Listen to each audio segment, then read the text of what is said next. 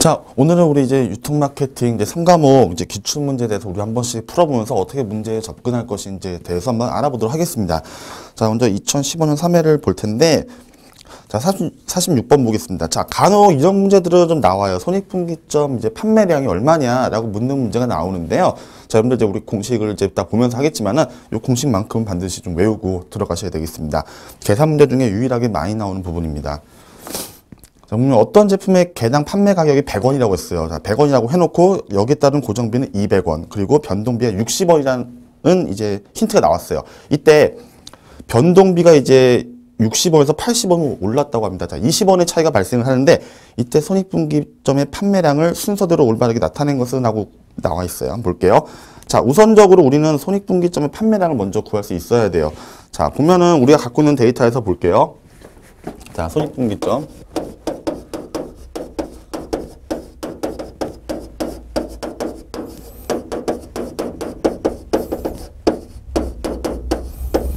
판매량을 보면은, 자, 먼저 지금 우리 갖고 있는 건 단위당이라는 말이 붙게 됩니다. 제품의 단위당. 자, 해서 한번 보면은, 자, 먼저 공식을 보면은, 자, 여기서 지금 나와 있는 건 개당 판매 가격이 100원이라고 했어요. 자, 그럼 단위당 우린 판매 가격이란 걸 알 수가 있어요. 무조건 이 공식을 여러분들 머릿속에 집어넣으셔야 됩니다.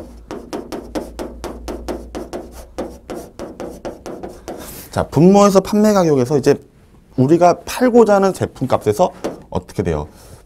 항상 이제 변할 수 있는 이제 변동비, 그렇죠? 단위당 변동비가 분모를 차지하게 됩니다. B분의, 자, 그리고 얼마예요? 갖고 있는 힌트 중에서 고정비라는 게 있다고 했죠? 자, 고정비가 이제 분모로 올라갑니다. 고정비. 자, 구하는 공식이 상당히 간단해요. 자, 그러면 한번 볼게요. 여기에 대해서 적용을 시키면 단위당 판매 가격이 우리가 얼마라고 했죠? 자, 보면 첫 번째 줄에 100원이라고 했어요. 그렇죠? 자, 100에서 자, 단위당 변동비라고 했어요. 자, 단위당 변동비가 기본적으로 나와 있는 게 얼마예요? 60이에요. 60원이죠. 분해. 자, 이제 고정비. 자, 고정비를 보면 우리가 어떻게 알 수 있느냐? 어떤 개당 판매가 100, 그다음에 200, 60, 그다음에 80원이라고 했습니다. 자, 요럴 때 보면 우리가 알 수 있는 부분이 뭐가 있습니까? 여기서 이제 모든 값을 이제 다 곱해줘야 됩니다. 자, 이때 보면은 고정비에서는 우리가 이제 200이라는 걸 알 수가 있어요. 자, 판매가하고 고정비를 이제 우리가 곱해줘야 돼요. 그렇죠? 자, 곱해주고 또 거기에 있어서 나머지 부분들 뺀 차익이 있다. 그렇죠? 변동비가 얼마예요? 80. 거기가 80원 올랐고, 그 다음에 기존에 있던 게 60이에요. 그렇죠? 그 차익에 대해서 곱을 해주게 되면은 200이라는 걸 알 수가 있습니다. 자, 해서 계산을 해서 나눠보게 되면 어떻습니까?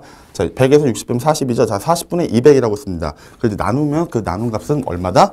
우리 이제 5만이라는 걸 알 수가 있어요. 자, 첫 번째는 우리가 5만 개라는 걸 알 수가 있는데, 이때 중요한 거는 이제 그 다음 두 번째 줄입니다. 제품의 변동비가 80원으로 올랐어요. 자, 분명히 올랐습니다. 그렇게 되면 우리가 다시 한번 계산을 해야 돼요. 판매량을 보면은, 자, 보면은,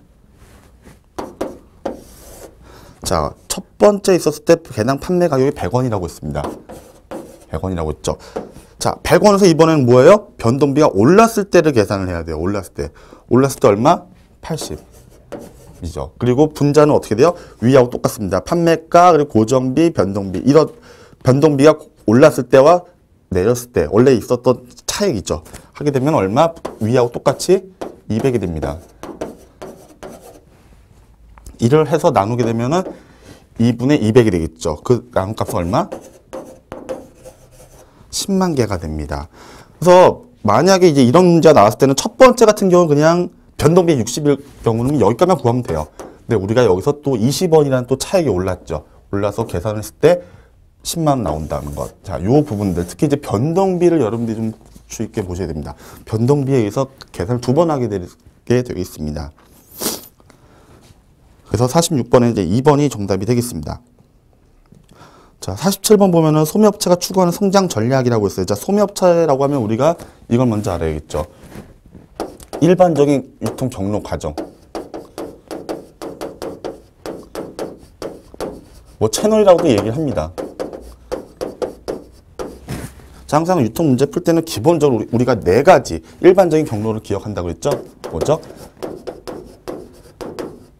제조업자. 제조업자는 우리가 흔히 알고 있는 그냥 공급자라고 보시면 돼요. 그 다음에 중간상이 들어가는 도매상, 소매상,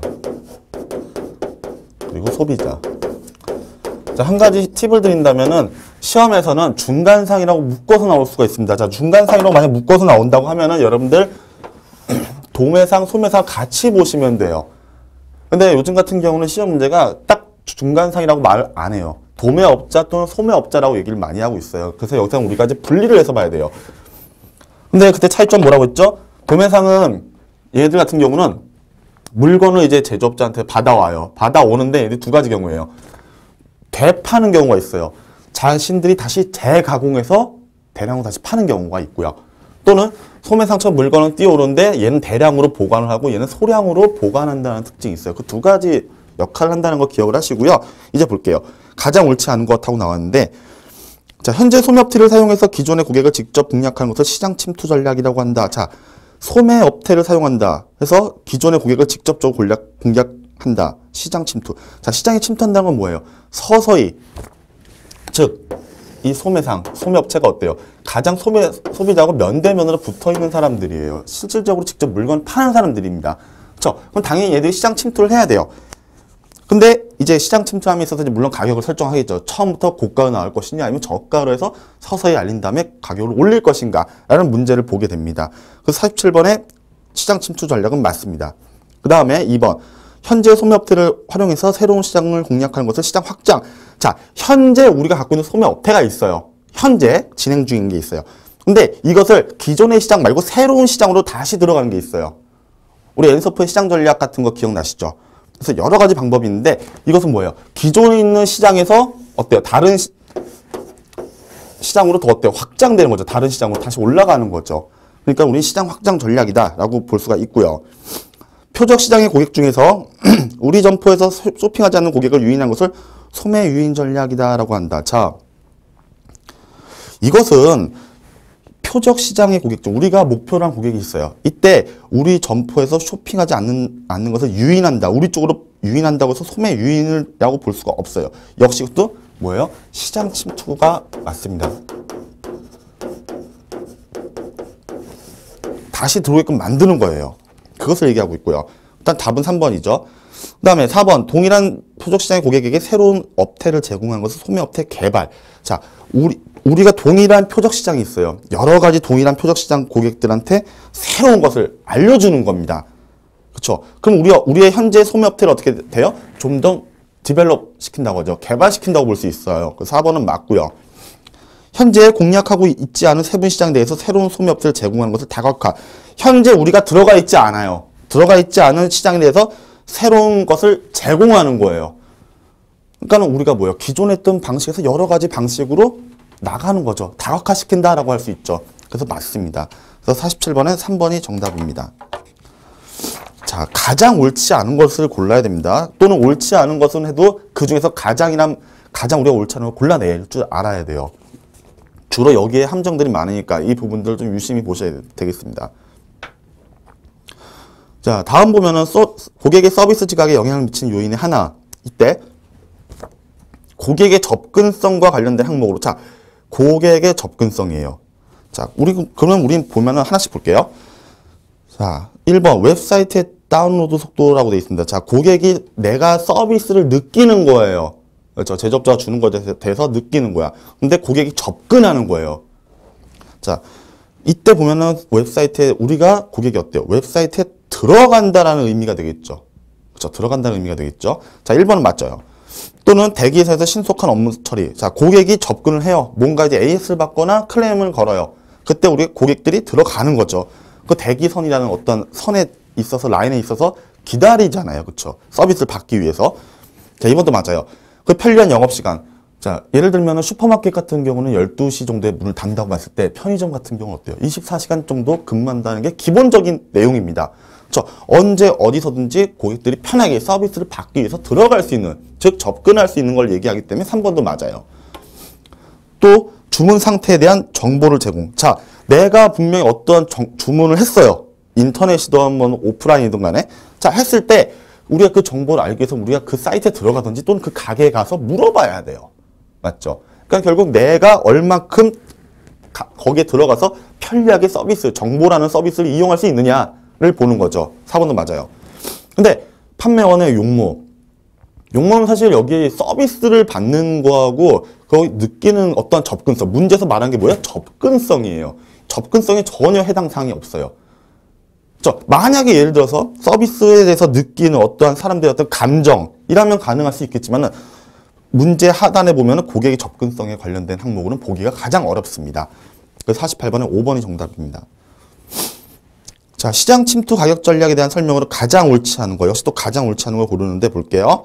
규모는 작지만 수익성이 높은 세분 시장에서 최대한의 수익을 올리기 위한 전략이다. 규모가 작아요. 근데 수익성이 높은 세분 시장이라고 했어요. 자, 이거 같은 경우는 우리가 봤을 때는 자, 짧은 시간 안에 규모는 분명히 작아요. 근데 수익성이 높은 세분 시장.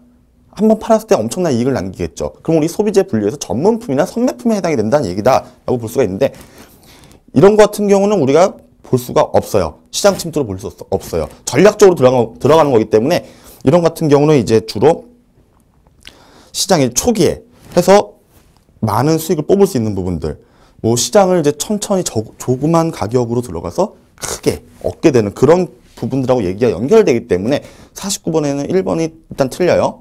그리고 가격에 민감해서 저가격이 높은 시장 성장을 발생시키는 시장이 유효하다. 자, 가격에 매우 민감하다. 아, 그럼 이 사람들은 아무래도 금전적인 부분에 있어서 조금 문제가 되는 사람들입니다. 그렇죠? 이때 저가격이 더 높은 시장 성장을 발생시키게 된다라고 해서 유효한 전략이다라고 볼 수는 있습니다. 시장에 전략적으로 들어가는 거예요, 얘들은. 처음부터 초기 국가로 들어가는 게 아니에요.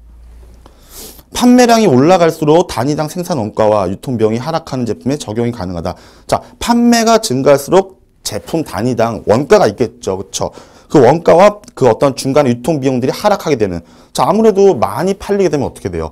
제품을 많이 찍게 됩니다. 대량으로 찍죠. 대량으로 찍게 되면 어때요? 제품 단위당 원가가 낮아지겠죠. 즉 규모의 경제가 나타난다라고 볼 수가 있어요. 맞죠? 시장 침투 가격을 선택한 기업이 저가격 포지션을 계속 유지할 수 있어야 성공 가능한 전략이다. 자, 시장에 침투한다는 건 뭐예요? 전략적으로 들어간다는 거예요.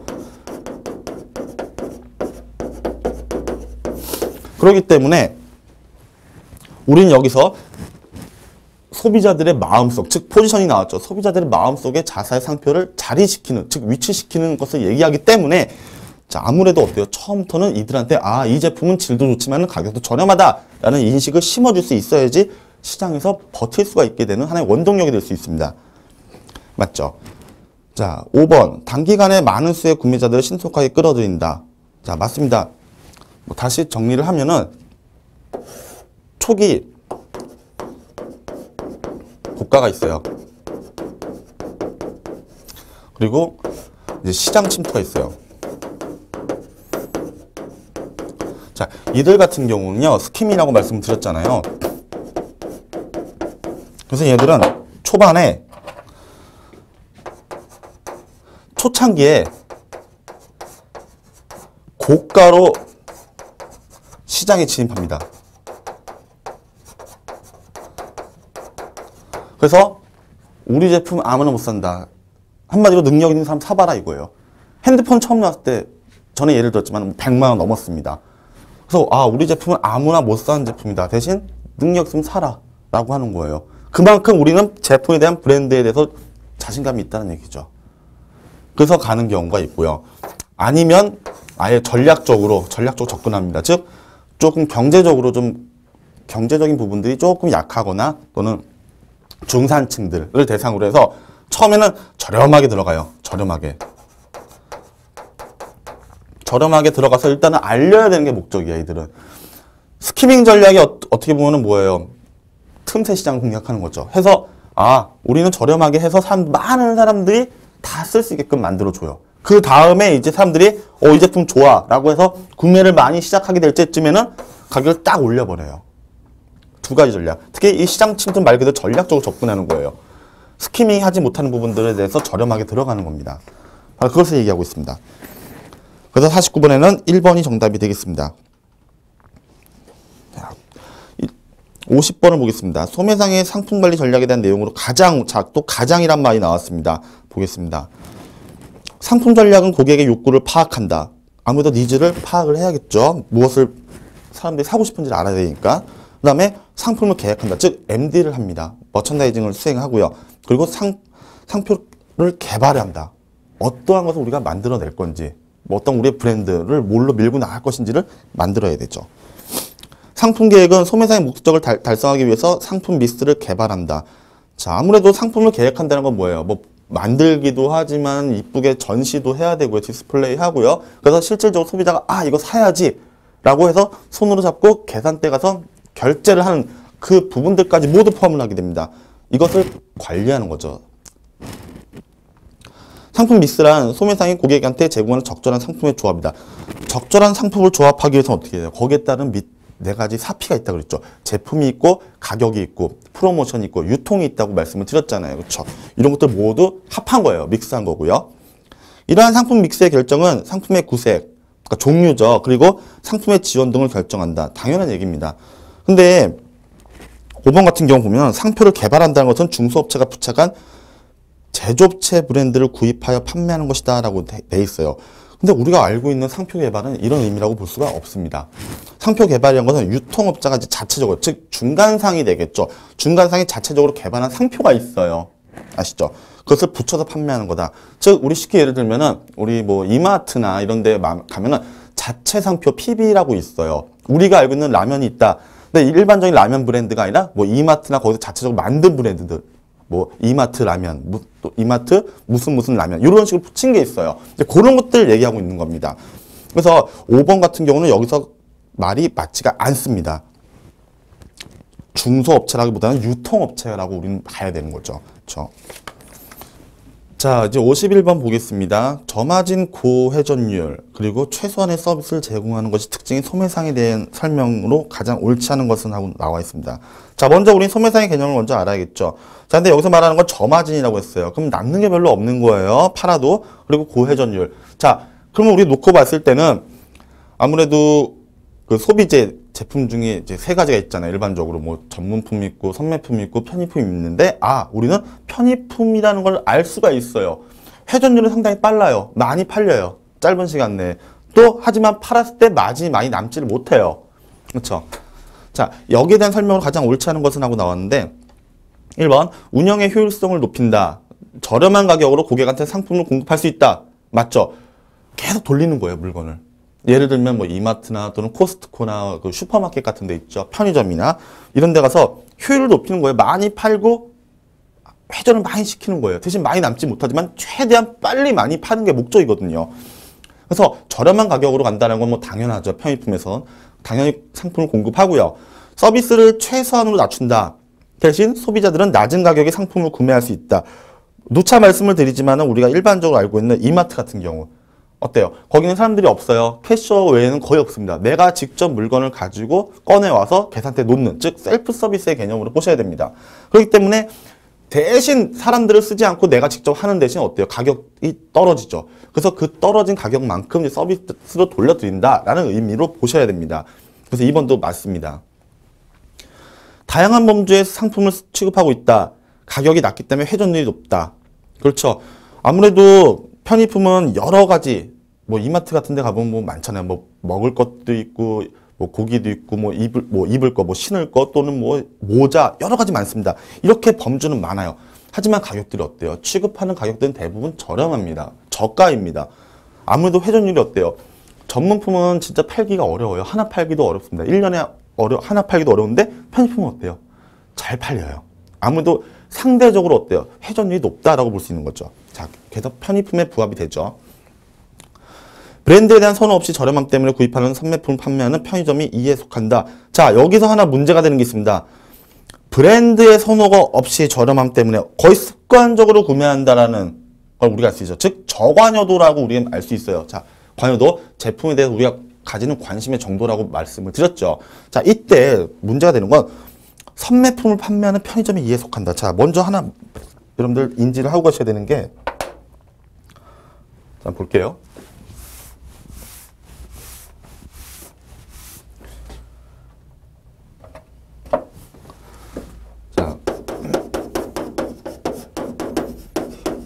지금 문제에서 요구하는 건 편의품에 대한 내용이에요. 그렇죠? 그 다음에 선매품. 개념만 알면은 편한데 이런 거에 속지 말라고 말씀을 드리겠습니다. 자, 시험 문제에서는 이런 부분들이 말이 되는데 선매품을 판매하는 편의점이다라고 했어요. 자, 일반적으로 보면은 우리는 이제 늘상 우리가 편하게 아무 데서나 시간과 공간에 구애받지 않고 아무 때나 편하게 구입할 수 있어요. 주로 저가의 제품들입니다. 자, 근데 선매품 같은 경우는 이게 아니라 많이 이 얘기는 들어보셨겠지만 이 선매라는 거는 우리가 흔히 알고 있는 그 여러분들 컴퓨터 살 때 용산 같은 데 많이 가시잖아요. 그렇죠? 거기 가갖고 뭘 해요? 가격과 품질과 디자인 등을 어떻게 한다? 비교 검토해서 구매한 제품들입니다. 자, 아무래도 어때요? 편의품하고는 개념이 다릅니다. 그렇죠? 가격도 그렇다고 편의품처럼 껌값이나 그렇게 낮지가 않아요. 우리가 알고 있는 일반적인 승용차 또는 오디오, 여러분들 컴퓨터, 뭐 노트북 이 정도 수준의 제품들을 보통 얘기하고 있습니다. 전문품 같은 경우 어때요? 얘네들은 시간과 노력을 엄청 들입니다. 노력이 최상입니다. 이 중에서. 그리고 최고가를 달리고 있어요. 그래서 여러분들 하나 기억을 하시는 게 바로 얘는요. 중간의 입장을 취하고 있어요. 중간의 입장이지만 주로 얘하고 연관이 많이 됩니다. 단지 뭐냐? 얘는 중간이긴 하지만 얘는 최고가, 얘는 중고가라고 보통 얘기를 해요. 근데 우리가 알아야 될 건 바로 이거예요. 가격과 품질, 디자인을 모두 비교한다는 거에 핵심이 있습니다. 자, 그럼 이렇게 놓고 봤을 때 지문에서 선매품을 판매하는 편의점이 이에 속한다?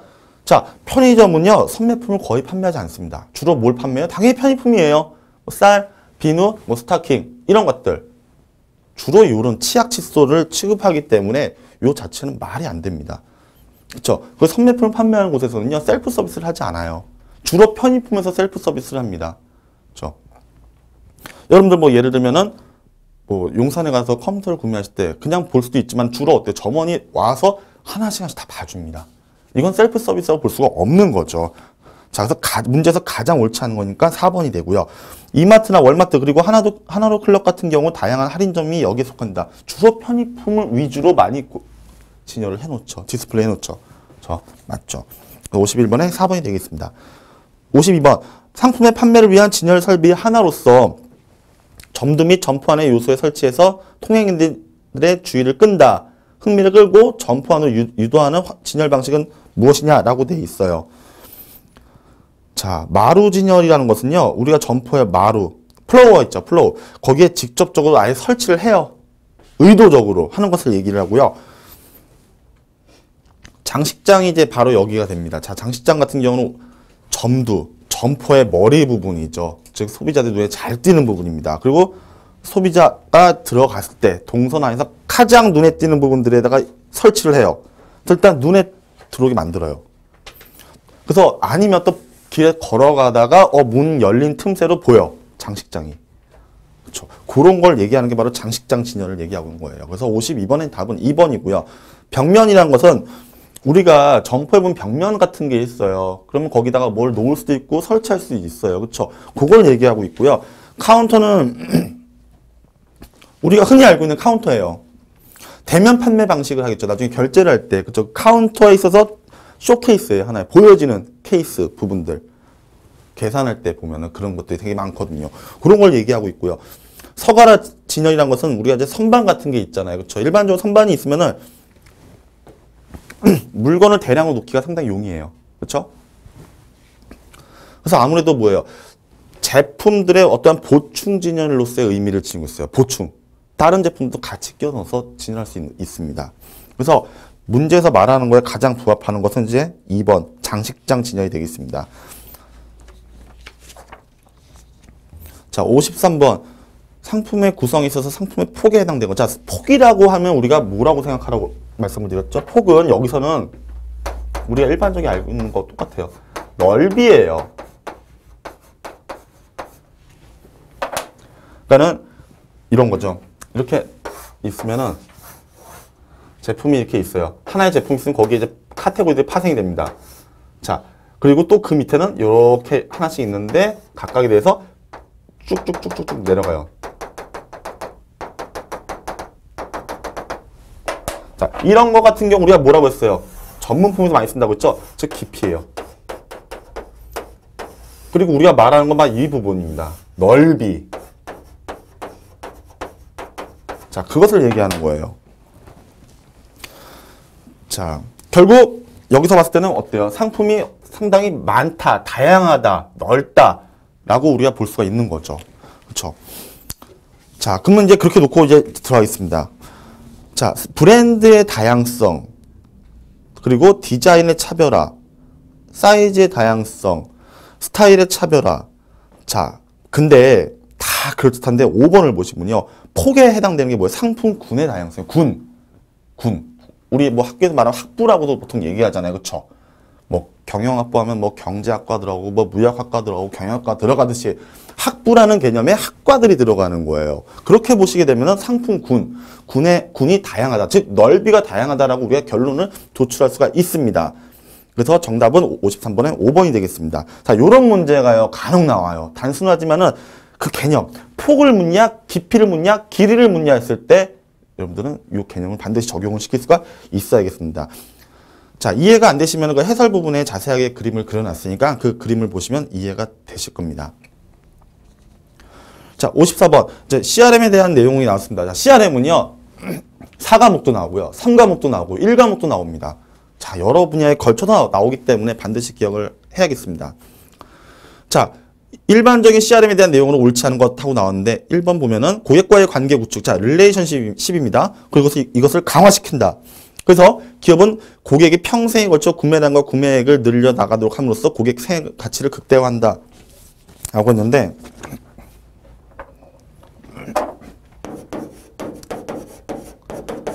자, 고객 생애 가치라는 게 요거는요, CRM하고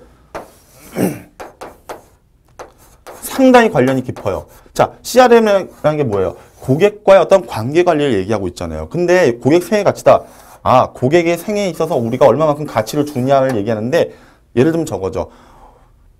자, 제가 이제 고객이고요. A라는 회사가 있어요. 이 A라는 회사에 대해서 우리 고객이, 제가 고객인데 여기하고 이제 관계를 갖게 되죠. 즉, 제품을 구매했다라는 거예요. 한번 구매해서 썼는데, 좋아. 그럼 지속적으로 뭐예요? 저 말고 다른 고객들도 막 많이 쓰겠죠. 뭐 예를 들어 100만 명이 쓴다. 자, 그러면 우리는 어때요? 이 고객과 이 A라는 회사는 어때요? 지속적으로 이 회사가 무너질 때까지 관계를 유지하게 되는 거잖아요. 그렇죠? 근데 여기서는 그러면 이 100만 명이 어때요? 이들한테 물건을 삼으로써 이들은 뭐가 발생해? 이익이 발생하는 거예요. 그럼 얘들은 그 이익이 발생해서 지속적으로 물건을 만들고 제공을 해주고 소비자들한테, 그럼 즉 경제활동을 계속하게 됩니다. 회사가 이렇게 살아감으로써 어때요? 고객도 좋은 제품을 같이 만들고 얻고 할 수 있는 그 관계가 유지가 되는 거예요. 그로 인해서 이 제품을 샀을 때 고객이 느끼게 되는 하나의 가치라는 게 있어요. 삶의 가치, 밸류가 되는 거예요. 그게 바로 고객 생애 가치라고 얘기를 드릴 수가 있겠습니다. 그러니까 지문에 나와 있죠. 고객과 회사의 관계가 강화되는 거예요. 강화될수록 어때요? 이 두 개, 즉 기업이라는 것과 고객은 서로 끝까지 유지가 된다는 거죠. 서로 그 삶을 다할 때까지 유지시켜주는 개념입니다. 우량 고객이 될 가능성이 높은 후보자를 선별한다. 자, 물론 CRM은 1대1의 개념을 많이 써요. 1대1의 개념을 많이 쓰지만 어느 정도는 차별화됩니다. 즉 정말 VVIP 고객이나 VIP 고객, 일반 고객 나누어서 거기에 차별화를 시킵니다. 고객하고 1대1 관계를 유지하지만 거기에 따라 상, 중, 하로 나눠서 전략적으로 그에 맞게끔 관계를 유지시키는 전략이에요. 알겠죠? 자, 그냥 무조건 다 똑같이 하지 않습니다. 우량 고객이 있으면 정말 최우량 고객한테 정말 최고의 서비스 제공하는 거예요. 보통 고객한테도 제공하지만 최우량인 경우는 최우선적인 서비스를 먼저 배정을 해요.